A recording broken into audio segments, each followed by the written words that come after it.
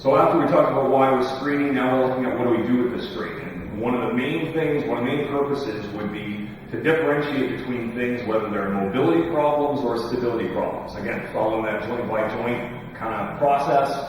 So one of the first tests that we went over and that we reviewed was that forward bend test.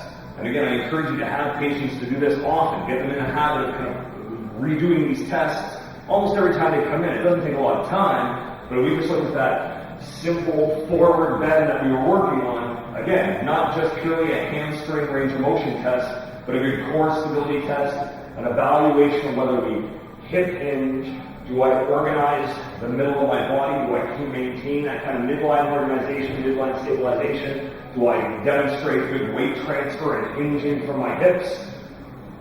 If we find somebody that struggles, if we get one of these deals, Coach Oz, if we get one of these deals or whatever, we have a hard time bending forward, then our next question is going to be, well, what is this? Is it just a tight hamstring? Is it a mobility problem or a stability problem? So right now, gravity is compressing my spine. This is kind of one of the more challenging ways that I would kind of have to hip hinge or whatever, versus if I unload myself. So if we were to grab a mat, have the individual come and sit down, and then we can go like kind of old school gym flexibility test. Like have the person kind of reach forward for their toes, now somewhat unloaded. Now my lower body's a little unloaded. Now we can kind of spot differences between, do they hinge from their hip, meaning just their sacrum kind of break 90 degrees, or do they create all their movement from the thoracic spine? You'll see some people that will kind of round from that upper back. You'll see some people that almost can't round their upper back. It's the minority, but maybe I lack flexion in my thoracic spine. Very rare, but whatever it happens. So I can now unload my body somewhat to see if there's any change. If I'm struggling standing tall, but I'm pretty good somewhat unloaded, there's a good chance that it's more of a stabilization problem. I can unload myself completely and start seeing what kind of hip hinge do I have when my body is completely unloaded from gravity.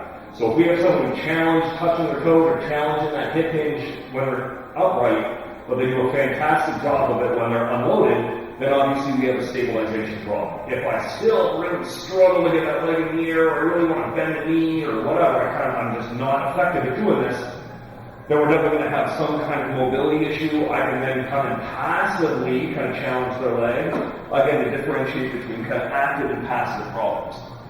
The truth in all things is the problem probably lies somewhere in the middle. So we're going to see that there is some kind of stability issue, some kind of mobility issue, but we want to hunt out the biggest problem, right? If I'm midline between both, it's kind of like a little bit of stability, kind of a little mobility, that's fine. I can kind of attack both things. But if I find a definite stabilization problem after doing all of our screening tests, we have to start there. We can't just start having the person do massage and do some passive stretching, whatever. If the problem is stability, you have to attack the stability problem first. We have to attack the biggest limitation first if we're going to want to see any real serious change. So all the screening tests that we may do, forward bend, deep squat, single leg balance, shoulder range of motion, TBD activation, core stabilization, all these things that we're challenging to kind of assess that joint by joint. We've got to find the biggest limitation. If they struggle a little bit at the forward bend, but they're horrendous squatting, we've got to really attack that squatting pattern first. We've got to attack the biggest limitation first to start creating some positive transfer in any kind of action program that we're